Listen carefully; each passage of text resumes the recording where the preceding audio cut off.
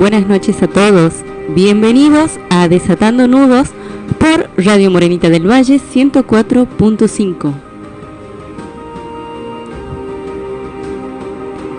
Pueden mandarnos sus mensajes al WhatsApp de la radio 3865 39 34 54. A medida que vaya transcurriendo el programa, que vayan escuchando el tema que vamos a comentar hoy con el padre Rodolfo Aput, que es el dueño del programa.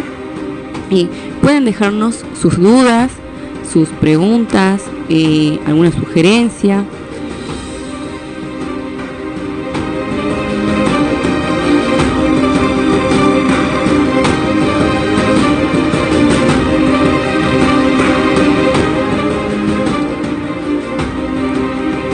Saben también que estamos por redes sociales, por Facebook, por Instagram y por YouTube. Está saliendo también la transmisión en vivo y de paso se pueden suscribir al canal de Radio Morenita del Valle.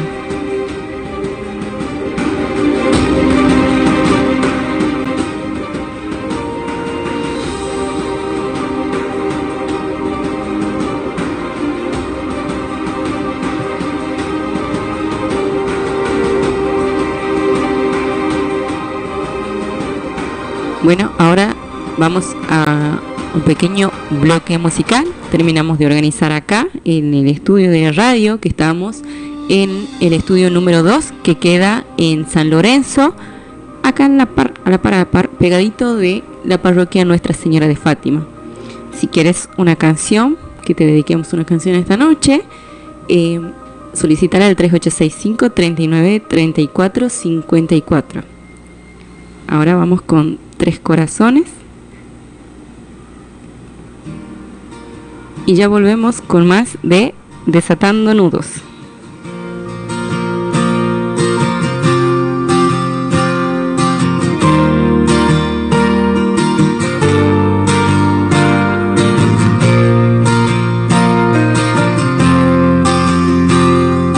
Su corazón aceptaba vivir la alegría ligada al dolor. En sueños le confirmaron y aún con temor aceptó la misión. Dos corazones unidos, entrelazados, rogaban a Dios cuidar del tesoro más grande, ofrenda divina, el Hijo de Dios. Son los corazones que le dan vida a lo que son. Jesús, José y María, tres corazones en un solo amor.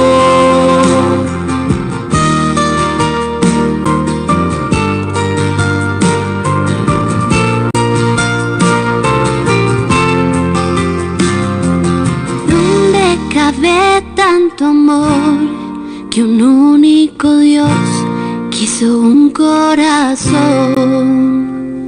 Un corazón prisionero se quedó en la tierra, expuesto al dolor. Dos corazones unidos, entrelazados, rogaban a Dios del tesoro más grande, ofrenda divina, el Hijo de Dios. Son los corazones que le dan vida a lo que son. Jesús, José y María, tres corazones en un solo amor.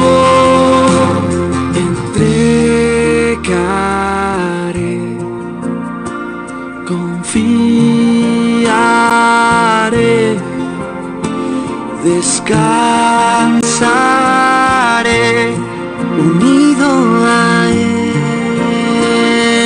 ellos. Entregaré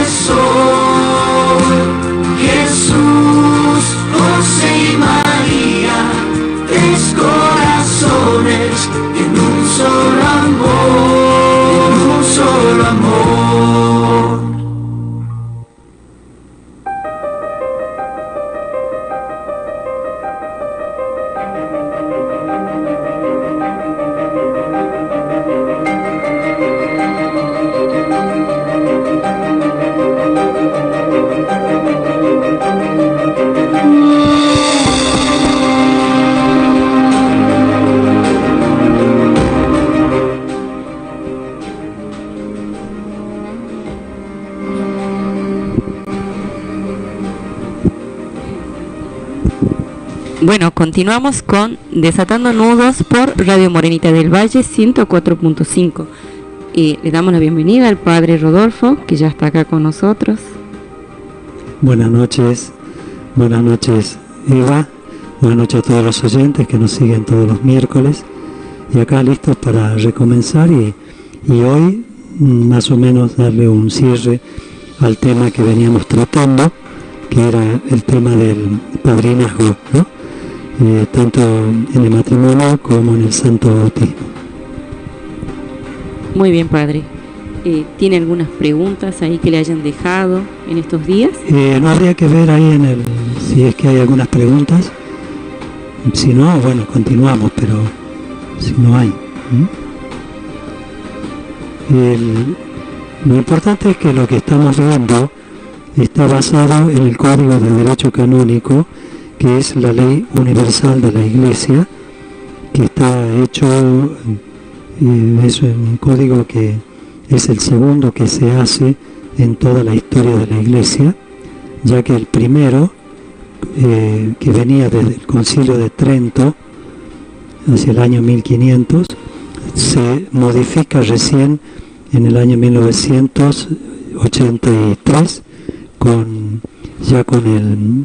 el Papa Juan Pablo II, y se ha hecho una renovación de este código, se han sacado cosas que ya estaban obsoletas, y bueno, ahora nos rige este. Y en este están todas todo lo que hace a las leyes que protegen a la Iglesia, a los miembros de la Iglesia. Hay unas normas generales en principio, y después hay distintos libros dentro de un libro, ¿no?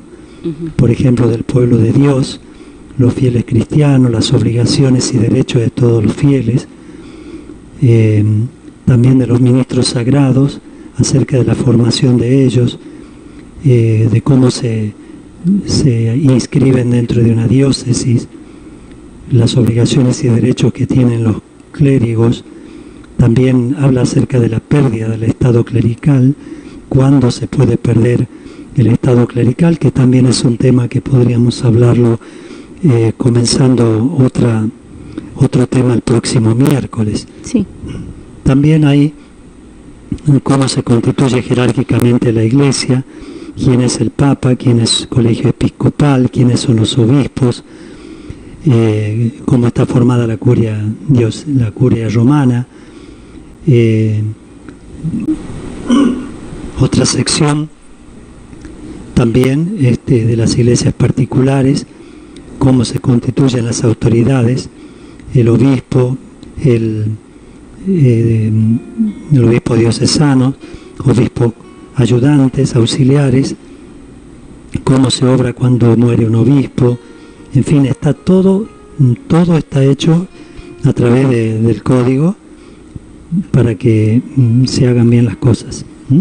Y una de esas cosas, por ejemplo, en la función de santificar la Iglesia, ahí se ven la celebración de cada uno de los sacramentos, el modo de celebrarlo, quiénes son los ministros, y quiénes son los que se pueden bautizar, acerca de los padrinos, cómo se debe anotar el bautismo, por qué se anota, después el sacramento de la confirmación, también ítems similares de la Santa Eucaristía, cómo son los ritos, cómo se tienen que hacer.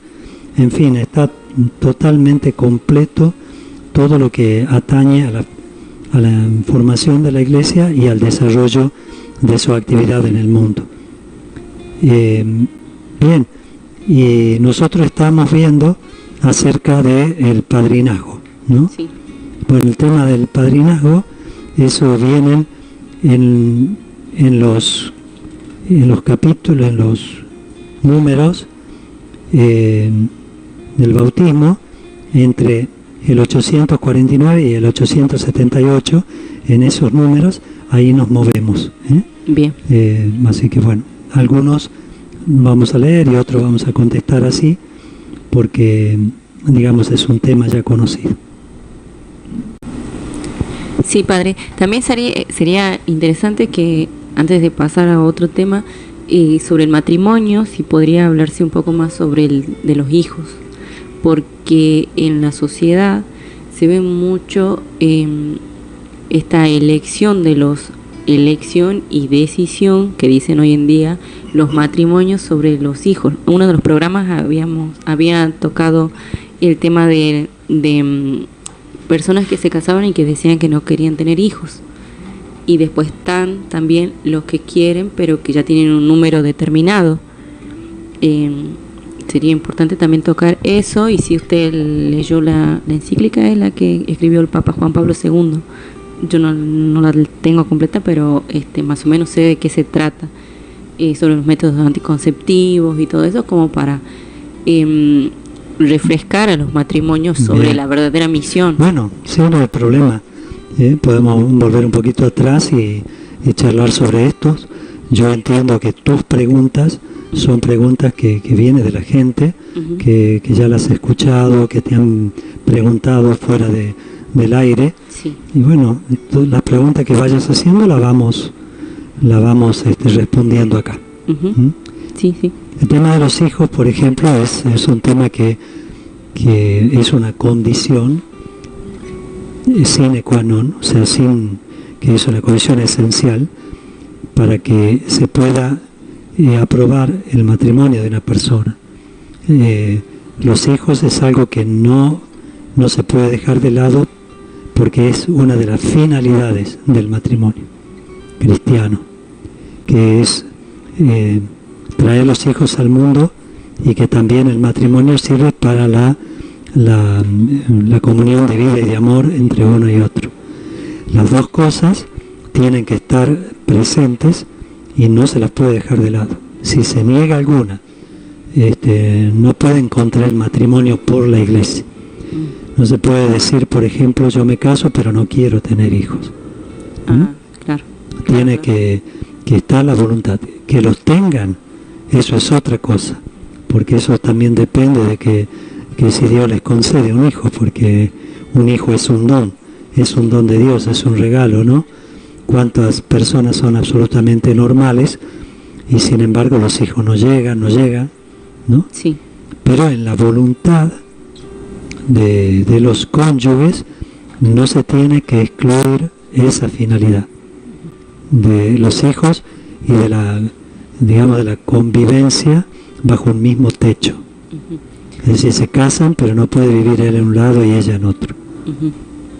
Padre, entonces usted quiere decir que usar anticonceptivos, tanto la mujer como el varón, en matrimonio, un matrimonio ya constituido con la bendición de Dios, entonces ese es un pecado. Digamos, en cuanto que excluye la finalidad, ¿no? En principio. Pero el uso de anticonceptivos es un tema que toca más a la moral, porque a veces los anticonceptivos también los médicos suelen darlos acogiéndose al principio del doble efecto. Por ejemplo, una mujer tiene un problema, no sé, en los ovarios. Entonces el médico dice, el único remedio que viene bien para este problema es este remedio, que al mismo tiempo es anticonceptivo.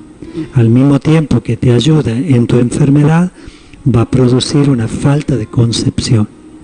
Bueno, cuando el médico da esta medicación sin intención de que sea un anticonceptivo, sino que lo da por el hecho de que es un remedio para la enfermedad, quiere decir que se sigue de tomar ese remedio, se siguen dos efectos.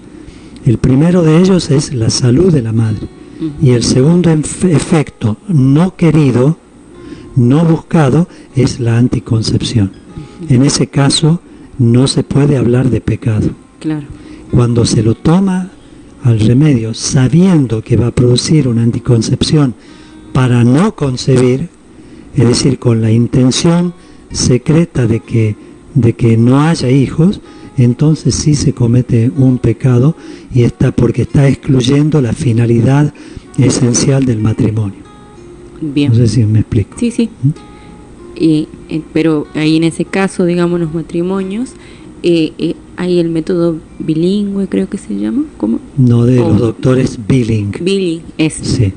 Esos eran unos médicos ingleses que en realidad ellos no inventan nada. Lo que hacen es, por la observación, descubrir dentro de la misma naturaleza del hombre y de la mujer los tiempos de concepción, cuáles son los tiempos favorables para concebir y cuáles no, ¿no? Y entonces ese tema en el movimiento familiar cristiano también se da, ¿no?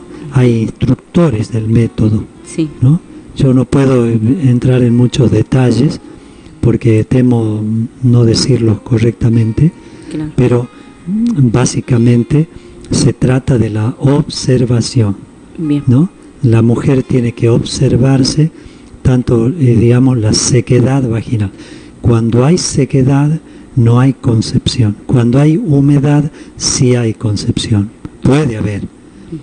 Hay en el método Billing se pone como ejemplo, por ejemplo, un caso que se dio en Calcuta, en la India, sí, cuando se iba a hacer un programa de esterilización de la mujer, ¿no? Y también esterilización del hombre para frenar la superpoblación. Entonces la Madre Teresa dijo, no la esterilicen a las mujeres, porque no se puede hacer eso. Déjenme que yo les enseñe cuáles son los tiempos en que ellas pueden quedar embarazadas. En definitiva, ella lo que le iba a enseñar era el método de regulación de la natalidad, un método natural llamado genéricamente método Billing, como los esposos Billing, ¿no? Que descubren esto. Entonces reúne a todas las tribus y ella les enseña a las mujeres. ¿Y cómo les enseñó? Comparando la naturaleza de la mujer con la tierra. Le dice, ustedes miren la tierra. Cuando la tierra está reseca, la tierra se parte, ¿puede nacer de esa tierra una planta? Y todas dicen no. ¿Por qué? Les dicen. Porque está seca y no hay humedad, no hay agua. Y para que haya una planta, para que la semilla germine, necesita agua, necesita humedad. Y entonces ella dice, bueno, lo mismo pasa con la mujer. La mujer es como la tierra.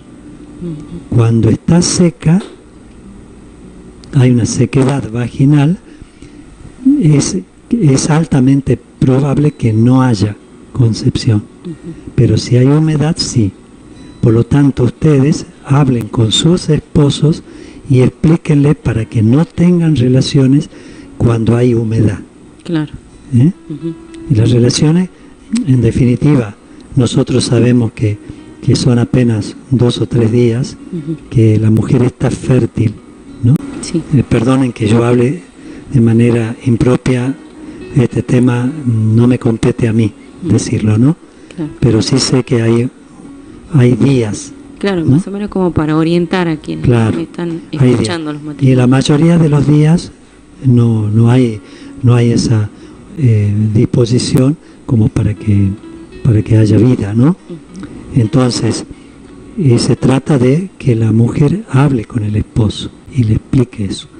Por ejemplo, a veces no era fácil porque en las zonas del campo la falta también de cultura, de estudio, es muy difícil hablar de esto, hasta los mismos términos, es difícil la comprensión.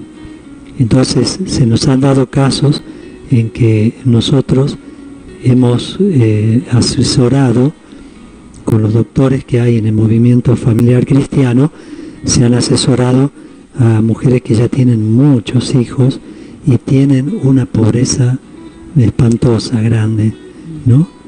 Se sufre muchísimo, ¿no? Es un tema también que hay que hablarlo. Pero al explicárselo, la mujer no se podía hacer entender con el hombre. Entonces simplemente le dijo, mira, vos te tenés que acercar a mí cuando yo ponga en la cabecera de la cama una prenda X íntima. Cuando vos veas que está colgada esa prenda, vos no te tenés que acercar. Cuando no haya esa prenda, entonces sí. Claro. ¿No? Y bueno, y así algunas pudieron regular un poco la natalidad. Ahora, esa regulación de la natalidad no es que uno está enseñando un método para no tener hijos, no, claro, sino que se tienen que dar condiciones también para que no haya hijos. Por ejemplo, una grave enfermedad que es un impedimento y por lo tanto justifica eso. O por ejemplo, una pobreza extrema que pueden usarlo al método. No se usa simplemente como anticonceptivo. Claro. ¿No?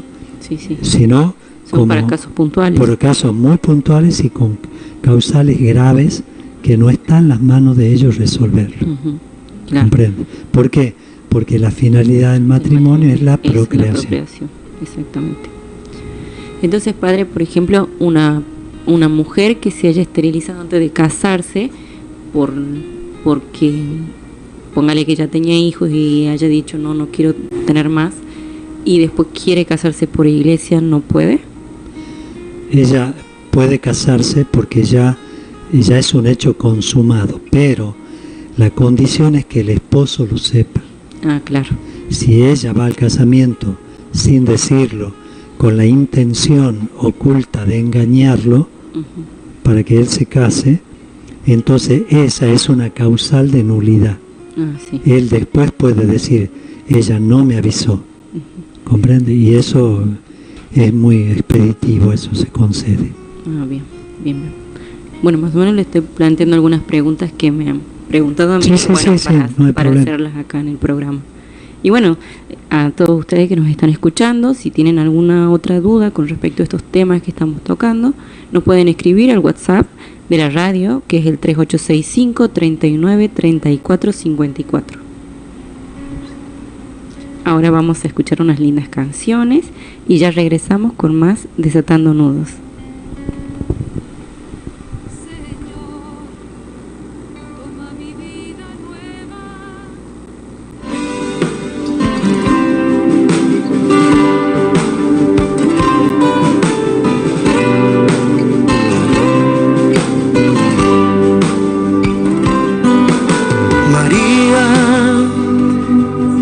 De gracia, Madre que consuela, borra mis penas. María, tú me iluminas con tu ternura, con todo tu amor. Ven y cúbreme con tu manto. Quiero ser como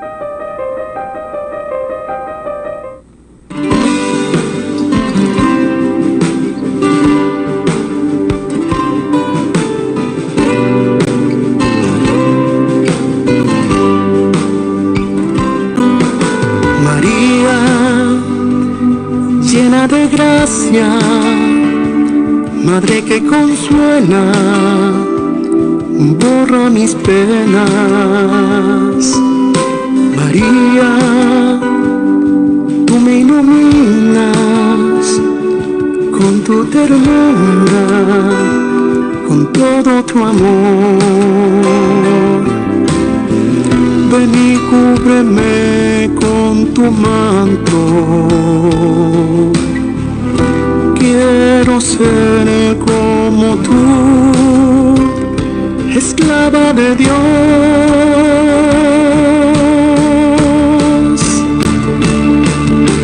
niña dulce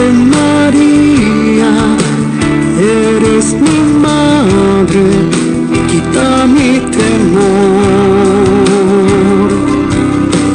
Niña dulce María, intercede por mí ante mi Señor.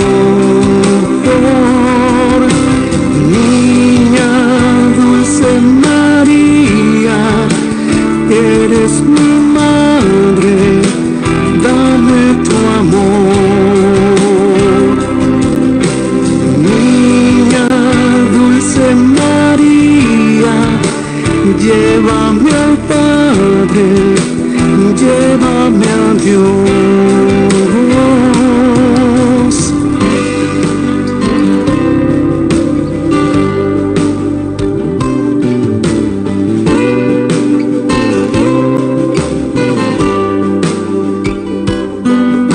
María, llena de gracia, Madre que consuela, borra mis penas. María, tú me iluminas con tu ternura, con todo tu amor. Ven y cúbreme con tu manto. Quiero ser como tú, esclava de Dios.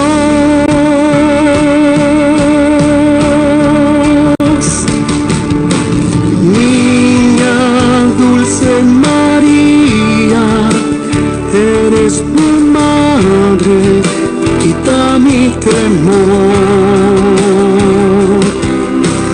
Niña dulce María, intercede por mí ante mi Señor. Niña dulce María, eres mi madre, dame tu amor. Niña dulce María, llévame al Padre, llévame a Dios. Niña dulce María, eres mi madre, quita mi temor. Niña dulce María, intercede por mí ante mi Señor. Niña dulce María, eres mi madre, dame tu amor. Niña dulce María, llévame al Padre, llévame a Dios.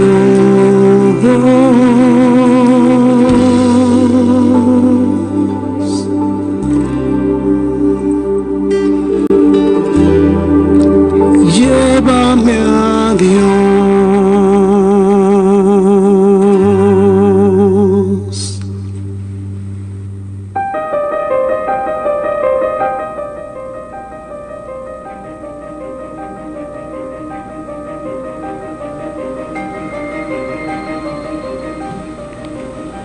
Bueno, estamos acá de vuelta con Desatando Nudos. Y hace un ratito en el bloque anterior lo interrumpí al padre Rodolfo cuando estaba hablando sobre los padrinos. Y como él ha tocado ese tema, me recordó que hace unos días, conversando con unas señoras, me preguntaban el tema de los padrinos del bautismo.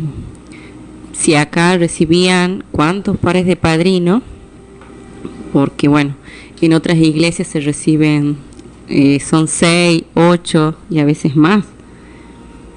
Padre, ¿usted nos podría explicar cuál sería la cantidad correcta de padrinos que debe tener un niño? Sí, yo les dije que de lo que tenemos que decir aquí, tenemos que basarnos en la ley de la Iglesia, que es el Código de Derecho Canónico. Al respecto, hay dos cánones, que es el canon 873 y el 874 del Código, que habla del padrinazgo. Es muy breve, muy claro, muy conciso, muy contundente, y así que yo lo voy a ir leyendo así como está, y si hace falta, si ves, podemos explayar y poner algún ejemplo. Bien, bien, bien. Sí. Por ejemplo, el canon 873 del Código dice: téngase un solo padrino o una sola madrina, o uno y una. Sí. Bueno, ahí creo que ya te contesta la pregunta que me has hecho. Claro, ¿no? Lo que me decía esta señora. A mí me dice que quieren 4 o 8. Bueno, el Código dice: no, ténganse un solo padrino. Es más, ni siquiera una pareja obliga. Que sea uno. Sí. En todo caso, uno y una. Bien. ¿No? El matrimonio. Pero ¿cuál es el motivo? Que esos padrinos representan a la Iglesia. Son representantes de la Iglesia. Y son los que van a acompañar el desarrollo de la fe de ese ahijadito. Por eso lo que vamos a decir enseguida tiene mucho que ver con la elección que los padres hagan de los padrinos. Bien. Básicamente, sí. No se puede elegir simplemente por afecto, ¿no? Tiene que haber otras condiciones. Sí. Entonces, dice el parágrafo 1 del canon 874, dice: para que alguien sea admitido como padrino, es necesario que, primero, haya sido elegido por quien va a bautizarse. Es en el caso de que sea una persona mayor la que se bautiza. Sí. O por sus padres, o por quienes ocupan su lugar. O faltando estos, por el párroco o el ministro. Hay chicos, por ejemplo, que están en la sala cuna, ¿no? Claro, sí, claro, sí. Los padres lo abandonaron, no tienen padre adoptivo, ¿no? Entonces, el sacerdote de última tiene que hacer las veces de el que elige los padrinos para esa criatura. Sí. ¿Le ha tocado algún caso así? No, todavía no, nunca me ha tocado, siempre venían o con los padres o con los padres adoptivos, o a veces con la abuela o el abuelo que habían tomado la crianza de esos chicos, ¿no? O sea que no hacía falta, digamos. Entonces dice que haya sido elegido por quien va a bautizarse. Yo soy mayor de edad y yo elijo. Sí. O por los padres o por el que ocupa su lugar, padre adoptivo, o faltando esto por el párroco, y que tenga capacidad para esta misión e intención de desempeñarla. Si una persona me dice: mira, yo no tengo idea de lo que es ser padrino, pero no me cuesta nada ir y acompañarte. Bueno, esa persona no puede ser padrino. Claro. Porque ella no tiene intención de desempeñar una tarea, ni tan siquiera de averiguar de qué se trata. Por ejemplo, si tengo una amiga que es evangélica, no puedo elegirla de madrina. Ya va a llegar a eso, ¿no? Bien. Pero por ahora, una persona que va a ser padrino o madrina tiene que estar capacitada para eso. Sí. Tiene que saber en qué consiste el padrinazgo, a qué me compromete, ¿no?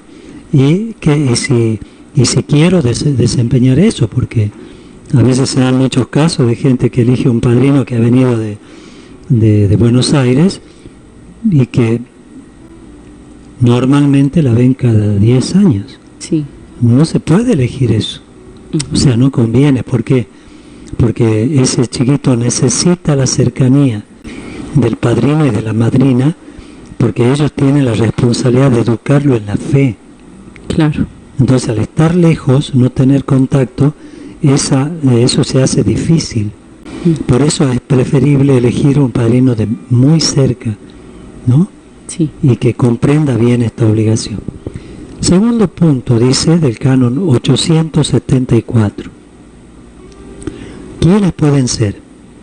Alguien que haya cumplido 16 años, a no ser que el obispo diocesano establezca otra edad y que por justa causa el párroco o el ministro consideren admitible una excepción. Claro.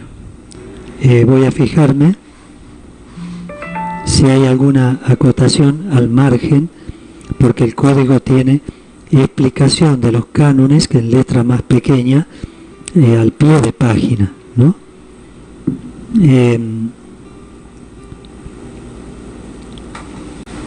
Dice acá, por ejemplo, que se debe rescatar la figura del padrino de ser una mera convención social para devolverle su verdadero sentido religioso, ¿eh? Eso tiene que saberlo. Sí. Bien.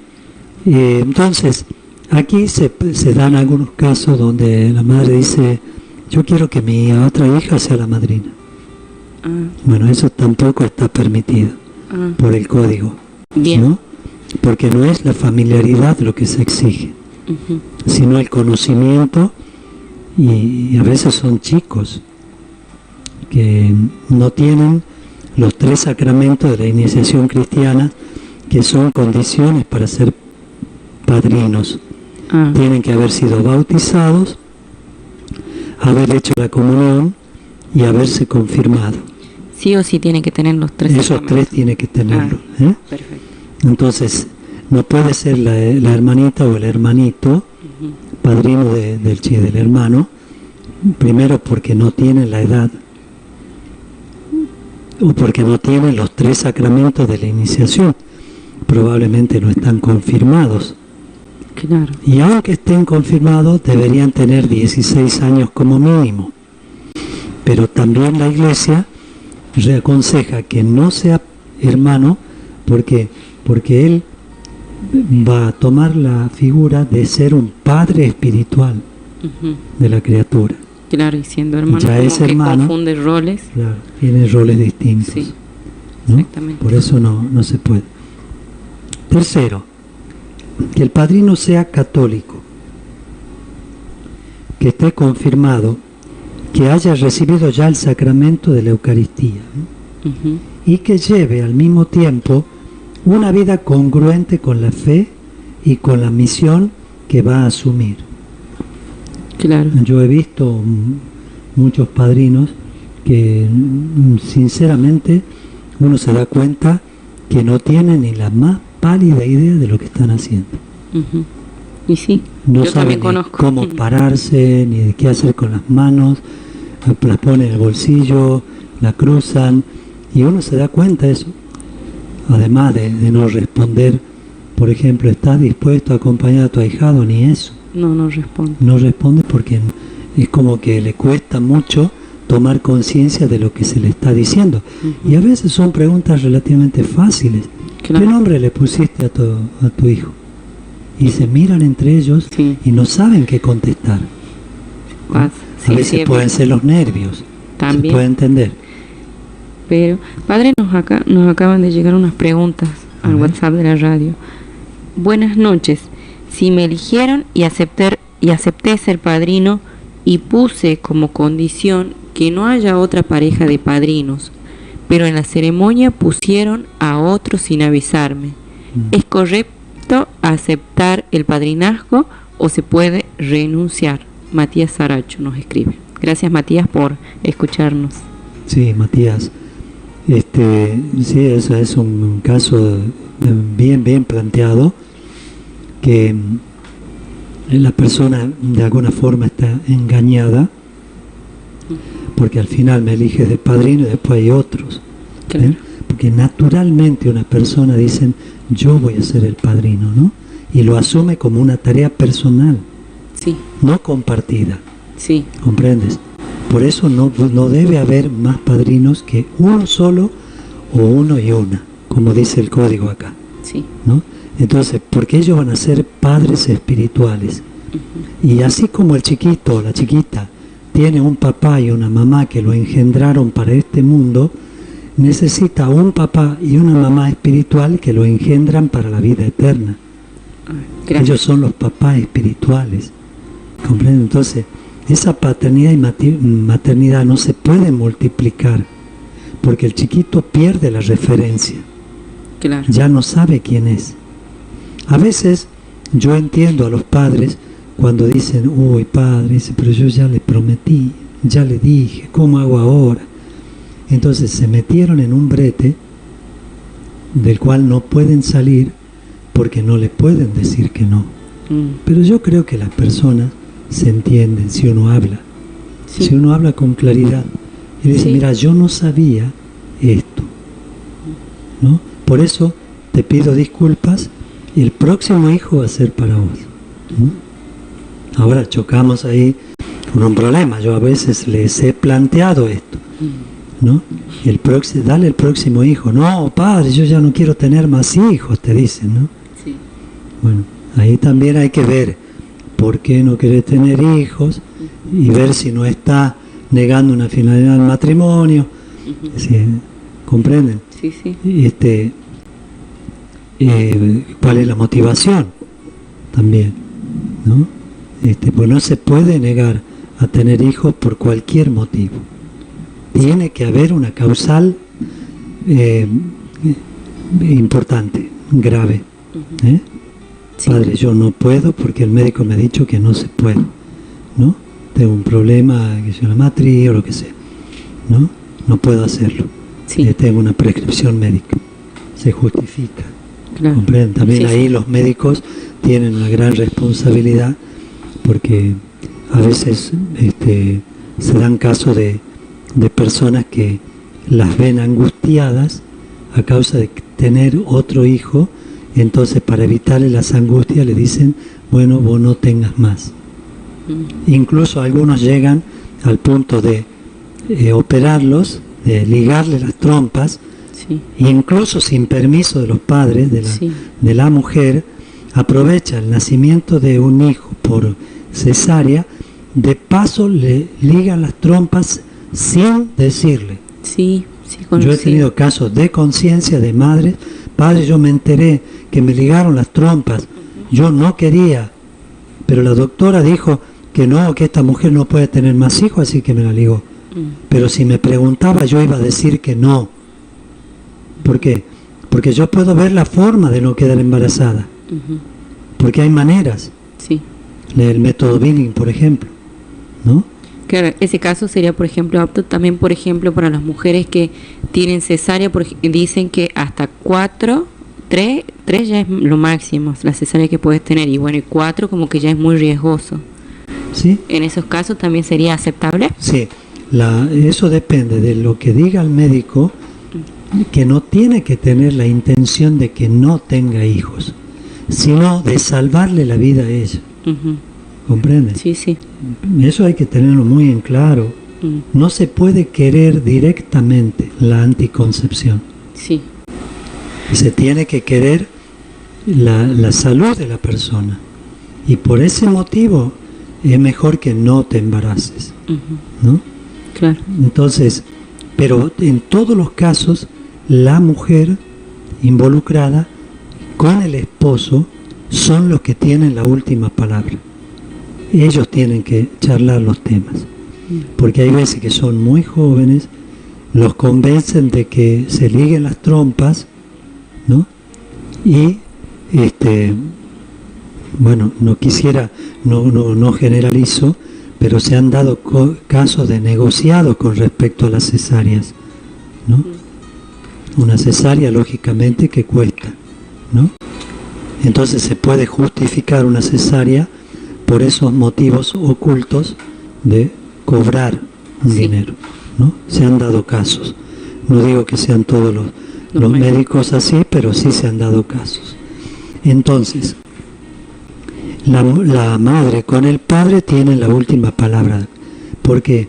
Porque se han dado casos en donde la mujer, cuando siendo muy joven, después del primer hijo, la convencieron de que se ligue las trompas, y ella incluso estuvo de acuerdo, después renace el deseo de tener hijos.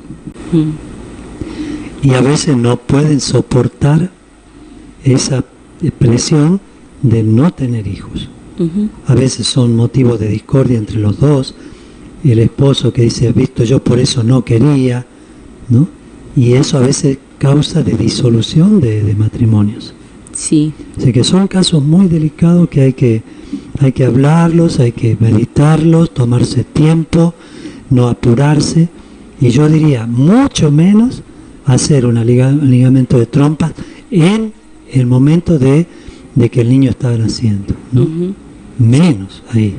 Sí, este caso también lo comenta, yo sigo por redes sociales a una ginecóloga muy conocida de Venezuela, y ella dice que el 90% de las mujeres que se ligan las trompas o hacen algún tipo de operaciones para no tener más hijos, se arrepienten después, porque se los hacen de muy joven y después, exactamente. A veces algunos se acusan de envidia porque dice, ¿y qué envidias?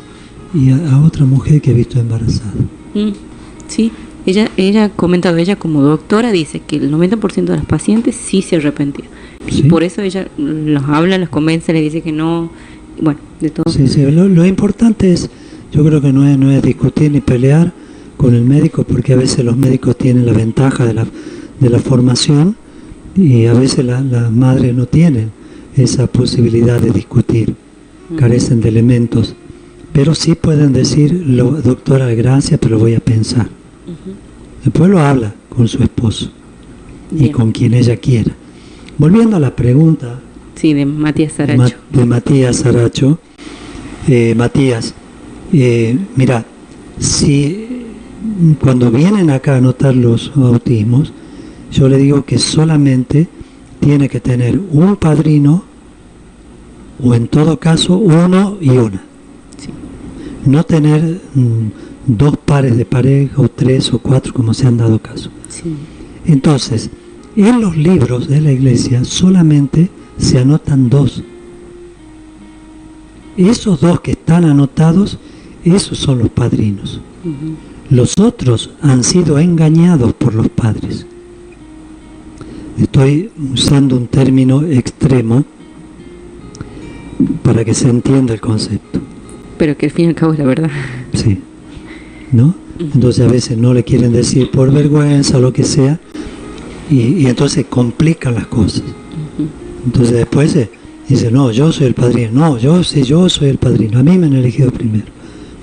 Entonces si a vos, Matías, te han elegido como padrino y estás anotado en el libro, entonces ese padrino no se puede cambiar. No se lo puede cambiar, no lo pueden cambiar, renunciar, ni los padres ni el que aceptó. Por eso es importante que el padrino sepa bien lo que va a hacer. Otra pregunta, padre, de Mariana Flores de Alvear. Nos están escuchando la gente de Alvear, que tienen el estudio número 1 allí, de Radio Morenita. La pregunta es la siguiente: si el padrino de mi hijo fue idóneo, pero en menos de 2 años cambió de religión y se volvió un mal ejemplo, ¿puedo eliminarlo como padrino? No se puede eliminar el padrino. Él tendrá que dar cuentas a Dios de que no está cumpliendo esa función. Por eso, si han elegido una pareja, cuiden bien de que la pareja esté firmemente anclada en su fe, ¿no? Que sea católico, ¿comprenden? Y de asegurarle al hijo un acompañamiento, por lo menos hasta que haga la confirmación, que incluso es conveniente que el padrino de confirmación sea el mismo del bautismo. Es conveniente, no es obligación, sí, ¿no? Pero es conveniente para que se vea la unión que hay entre los dos sacramentos, el bautismo y la confirmación del bautismo. Sí. A veces es conveniente, ¿no? Entonces hay que suplir, los padres no pueden renegar ni nada, no se puede, porque es una opción de la otra persona. y en todo caso esa persona dará cuentas a Dios de su deber no cumplido, digamos, ¿no? Así que siempre tiene que haber uno de los dos, tiene que ser católico. Bien. Uno de los dos. Además, si yo tengo un hijo, no le voy a poner al lado un padrino que le va a enseñar una fe distinta a la que yo tengo, a la fe católica, que le va a enseñar, por ejemplo, a no amar a la Virgen, no reconocer la virginidad de María, claro, exactamente, a no recibir la comunión, a no obedecer al Papa, ¿no? Yo puede ser que sí, lo aprecio porque es una buena persona, eso no es el problema, pero ese no es el criterio para elegir un padrino. Claro. Bueno, ¿quiere leer otro más? ¿Hay otra pregunta? No. Bien. Bueno, esperamos otra. Pero el número 4 dice que el padrino, para ser, no esté afectado por una pena canónica, legítimamente impuesta o declarada, como la que me has dicho, sí, ¿no? La persona hizo una renuncia a la fe católica y para volver tiene que ser aceptado nuevamente en la comunidad por el obispo y tiene que volver a profesar públicamente la fe, en el caso de que su opción fue pública y notoria, ¿no? Ahora, si es simplemente que, por no decir no, ha ido a un servicio de la iglesia evangélica, pero que en su corazón no ha dejado de ser católico y no ha vuelto, bueno, no hay problema, viene y listo, lo charla con el sacerdote y se resuelve. Pero si ha tomado la decisión de dejar la confesión católica, entonces no puede seguir ejerciendo el padrinazgo, o no deberían elegirlo. No porque sea mala persona, sino porque no tiene la misma fe. Claro. Bien.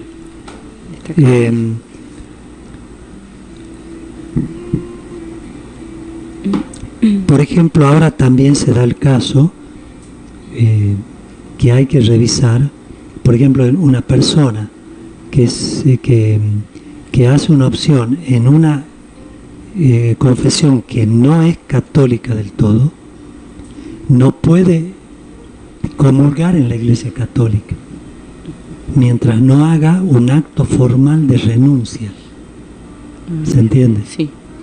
Ahora se da el caso acá en Concepción de esta confesión, que no la conozco de fondo, de iglesia vétero, católico vétero, ¿no? Sí. Tampoco, ¿no? No pueden ser ellos padrinos dentro de la Iglesia Católica. A no ser que hagan una renuncia a eso, porque ellos han incurrido en un pecado de cisma, porque han roto la comunión con la Iglesia. Claro. Y sí o sí se tiene que ser con el obispo, porque si no, no es válido. Sí, tiene que, para volverse, le tiene que tomar de nuevo el rezo del credo, ¿no? La profesión de fe católica. El número 5, que el padrino no sea el padre o la madre de quien se ha de bautizar. Yo he tenido casos de matrimonio, por ejemplo, que no eran de acá, eran de otra nación, no tenían amigos, no tenían parientes, no tenían conocidos a quienes confiarle el hijo, y entonces quería ser él. Digo, no permite el código. Entonces sea usted, me dice. Sí. Me tenía aprecio también. Y yo he sido el padrino de su hijo, ¿no? Que ya está grande, sí. Mi ahijado. Está en Buenos Aires, vive ahora. Así que así se resolvió, ¿no? Y no, porque no puede ser el papá o la mamá. Padre, en Francia creo que era que se habían sacado una nueva forma que decía que no... Una nueva norma que no permitían los padrinos. Eso no aplica acá. No, eso depende del obispo. Bien. El obispo podría anularlos, ¿no? Por ejemplo, ahí en Italia, sobre todo, se pueden dar muchas causas por las cuales el obispo diga se acabó, solo el papá y la mamá. Claro. ustedes edúquenlo en la fe. Para mí, personalmente, eso sería espectacular.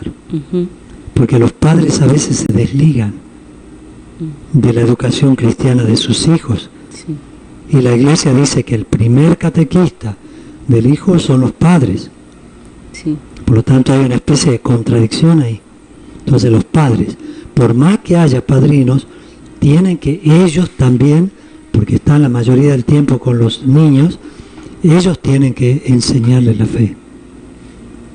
Ahora, si eligen para desligarse de esa responsabilidad, bueno, después tienen que aguantar las consecuencias de eso. Allí en Italia, en algunos lugares, hay obispos que los anularon. ¿Por qué motivo? Porque ahí existe estos grupos de la droga, ¿no? Muchos narcotráficos. Mucho narcotráfico, la camorra y todo eso, ¿no? Entonces ellos, a veces para blanquear su imagen, utilizan la iglesia, el padrinazgo, por ejemplo, ¿no? Y como ellos han elegido, entre comillas, una profesión que es pecado grave, mortal, ¿no? Vender, distribuir la droga, y bueno, y todo lo que eso lleva conexo, porque es la violencia, la muerte, la enemistad entre familias, ¿no? El asesinato de personas. Entonces, ¿hasta qué punto esas personas van a cumplir la misión de padrinos? Claro. Muy difícil, casi imposible. Entonces, por eso algunos directamente han cortado por lo sano y dice basta, no hay padrino. No hay padrino, sí. Porque es verdad también que algunos padrinos adoptan a algunos, lo adoptan como padrinos porque les va a ayudar económicamente. Claro. Y eso no es válido. No se debe elegir un padrino para que me ayude económicamente. Aunque una de las responsabilidades del padrino es que si el hijo, el ahijado, queda huérfano, él asuma la paternidad de esa criatura. Claro, sí. Eso también es responsabilidad del padrino. Por eso hay que pensar, a veces no elegir muy viejitos. ¿Comprenden? No elijan muy viejitos, por más cariños que les tengan y por más buenos cristianos que sean, porque el niño necesita tiempo y a veces los viejitos no tienen el tiempo. ¿Me explico? Entonces, antiguamente se hablaba del padrino pelao, decían, ¿no? Y habían canciones que se hablaba del padrino pelao, ¿no? ¿Cuáles eran estos padrinos? Los que eran pobres, no tenían plata para darle al ahijado, ¿no? Y bueno, pero no se elige por eso. Claro, no. Se lo elige por motivo de fe. No esperando que el padrino pague la fiesta, como dicen algunos. Lógicamente que los padrinos pueden ayudarlos, contribuir si quieren, algo, claro. Pero no es la misión. Claro. Esa es misión del papá, sobre todo. Claro. Sostener a su familia, el papá y la mamá, ¿no? Pero si le quieren ayudar, se puede ayudar. Le digo el otro día a uno y le digo, bueno, ustedes pueden regalarle lo que quieran. Básicamente tienen que ser cosas que digan relación directa con la fe. Por ejemplo, comprarle una medallita, comprarle una Biblia de niños, una estatuita, explicarle quién es la mamá de Jesús, quién es Jesús, los santos. Eso puedes regalar. Y si quieres regalarle un auto, también le puedes regalar. Claro. Total, el papá le va a estar contento porque él tiene que administrarlo hasta que tenga mayoría de edad. Claro. Así que bueno. Y después hay un parágrafo, el segundo parágrafo del Canon 874 dice: el bautizado que pertenece a una comunidad eclesial no católica, solo cuando puede ser admitido junto con un padrino católico y exclusivamente en calidad de testigo del bautismo. Vamos a explicarlo esto porque, bueno, hemos pasado a otro parágrafo después de la música. Bien.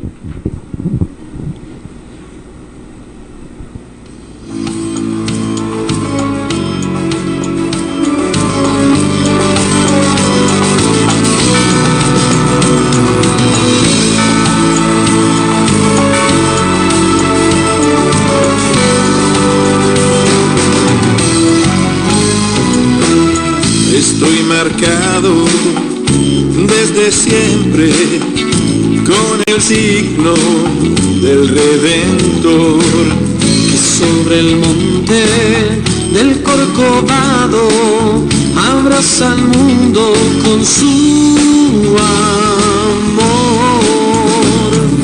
Cristo nos invita, vengan mis amigos, Cristo nos envía, sean misioneros. Juventud, primavera, esperanza de amanecer. Quien escucha este llamado, acoge el don de que. Bueno, la horita se nos hizo muy corta, ¿no? Mucha información, muy buena, ¿o no? Para ustedes que están del otro lado, nos están escuchando. Padre, ya se nos completó la hora. Bien. Así que si quiere bien, menciona un minuto entonces. ¿Sí? Solamente leo esto y cerramos el capítulo del bautismo y los padrinos. Muy bien. El bautizado que pertenece a una comunidad eclesial no católica solo puede ser admitido junto con un padrino católico y exclusivamente en calidad de testigo del bautismo, ¿no? Porque hay veces que un matrimonio católico tiene amigos que son evangélicos, por ejemplo, Sí. y yo quisiera que sea padrino. Bueno, puede ser admitido con la condición de que el otro, la madrina, sea católica, y él no como padrino, sino como testigo. Como testigo, claro. Puede Sí. ser uno entonces. Sí, entonces, uno y una, Claro. ¿no? Un padrino católico, Y pero el uno, otro es testigo. el otro no es, Sí, no es católico, pero no es eso- padrino, sería testigo su solamente, título. sí. Muy Bueno, bien. hasta ahí Bien. terminamos. Y el próximo miércoles vamos a tomar algo que a veces le llamamos con un nombre muy parecido a los sacramentos, ¿no? Que son los sacramentales. Ah, sí. ¿Qué son los sacramentales? Indispensables, necesarios y que no todos saben, o algunos les dan un mal uso y otros no saben que le pueden dar Bueno, un uso. Realmente. Vamos a ver cuáles son, ¿no? Sí. Que no llegan a ser un sacramento, Ujú. pero es algo que va a disponer a la persona para la recepción del sacramento. Exactamente. Así que sí, ya saben el tema para el próximo miércoles, si Dios quiere, pueden ir dejándonos sus mensajes al WhatsApp de la radio y como Por ejemplo, todo, los sacramentales pueden ser el agua bendita, claro, ¿no es cierto? El rezo de un Via Crucis, ¿no? La sal. Son actos de piedad, ujú, la sal. ujú. ¿no? Muy bien. Y bueno, y si ustedes tienen alguna otra duda o creen o conocen de alguno o alguien les comentó, les dijo, este también es, pero por ejemplo, el vinagre, que también le dan un uso así, la gente en general, bueno, vamos a explicar realmente el próximo miércoles el verdadero uso de los sacramentales, cuáles son y para qué se pueden utilizar. Así que ya saben, quédense en la frecuencia de Radio Morenita del Valle 104.5 y Viene disfrutando. la novela. Sí, ahora viene el León de Francia, como dice mi hija Dira Betaña, que está en casa escuchándonos, así que un Bueno, besito y un mandamos saludo saludos especial a para Maxi ellos. también. Para mi Bueno, a esposo. toda la gente del Alvear, y gracias por estar ahí en la sintonía. Muchas gracias y bueno, ya me adelanto un poco y los felicito también porque gracias a Dios van a tener un sacerdote en la comunidad. Qué buena noticia. Esa es una buena noticia, mira, porque por tantas carencias que hay, Ujú. hay parroquias que no tienen, que tengan ahí un sacerdote viviendo en la comunidad, es una gracia. Es una verdadera una- bendición. Tienen que agradecer a Dios, hermanos, Ujú. porque sinceramente, bueno, yo estaba muy contento ahí, muy cómodo también, y bueno, hice lo que pude en el poco tiempo que estuve. El obispo consideró que me tenía que cambiar, bueno, listo, pero realmente estaba preocupado porque digo, Dios mío, ¿cuándo van a tener? Porque sé la carencia que hay. Sí. Así que bueno, ahora que lo tienen, recíbanlo con cariño, ¿no? vayan a la misa el día martes que viene, a las 9 de la noche, recíbanlo, que sienta el afecto. Eso es muy importante para nosotros, porque nosotros también necesitamos afecto, los sacerdotes. No me estoy refiriendo al afecto de una mujer para casarse, sino el afecto de hermanos, de amigos, de la comunidad, de toda la comunidad. Y lo necesitamos, así que qué hermoso sería que también el Padre escuche lo que yo escuché en Aguilares cuando llegué hace muchos años, que a mí me impresionó muchísimo. Bienvenido, Padre. Mira, Eva, donde yo iba, bienvenido, Padre. Era el saludo, no buenos días, no buenas tardes, sino bienvenido, Padre. Iba a la feria, bienvenido, Padre. ¿No? Iba, qué sé yo, a la farmacia, bienvenido. Iba al cementerio, bienvenido, Padre. Todos, ¿no? ¿Y cómo no me voy a sentir parte de la comunidad así? Exactamente. ¿No? Y ahí comienza a desarrollarse lo que sería lo que el Papa está pidiendo, esa amistad, ¿no? Con el sacerdote, y hay que ver que somos corresponsables también de la marcha de la Iglesia, ¿no? Cuando ahora hablan de la sinodalidad, caminen juntos, ¿no? Caminen juntos con Él, ¿no?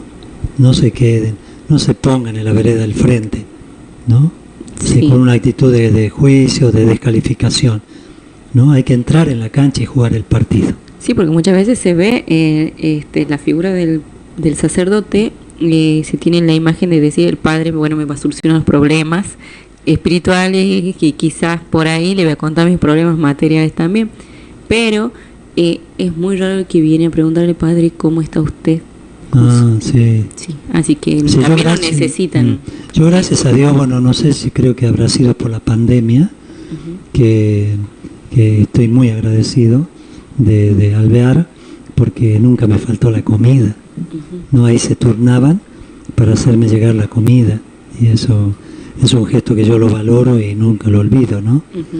Bueno, era el tiempo de la pandemia. Ahora estoy acá, y acá también, en Fátima, parece que agarraron la costumbre, bendita costumbre, digo yo, porque yo no sé cocinar mucho, así que me viene muy bien. Qué lindo. Muchísimas gracias a todos, ¿no? Lo que nos ayudan en esto.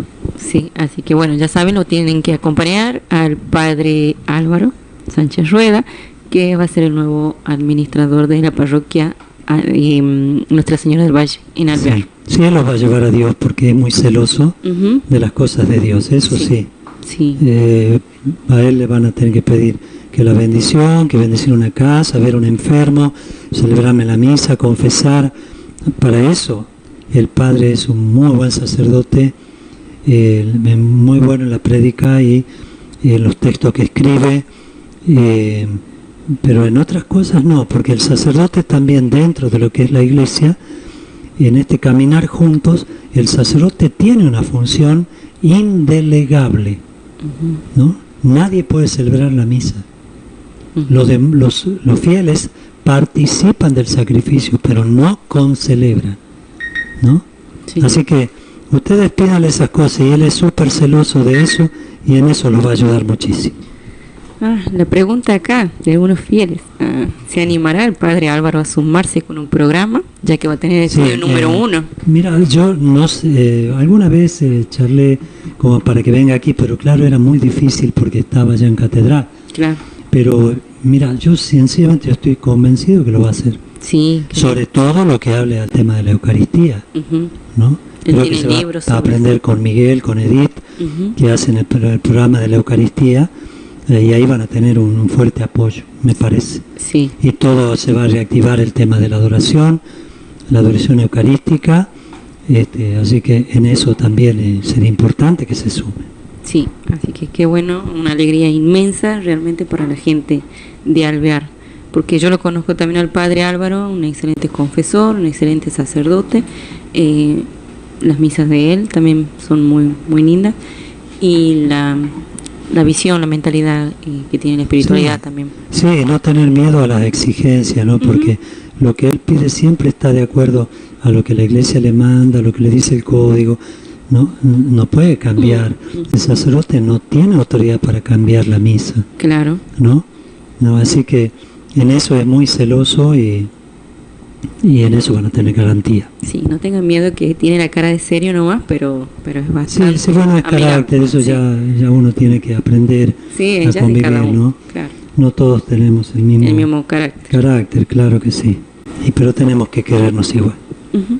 Bueno, así nos despedimos ya de Desatando Nudos hasta el próximo miércoles a las 22 horas por Radio Morenita del Valle. Que Dios los bendiga. Adiós.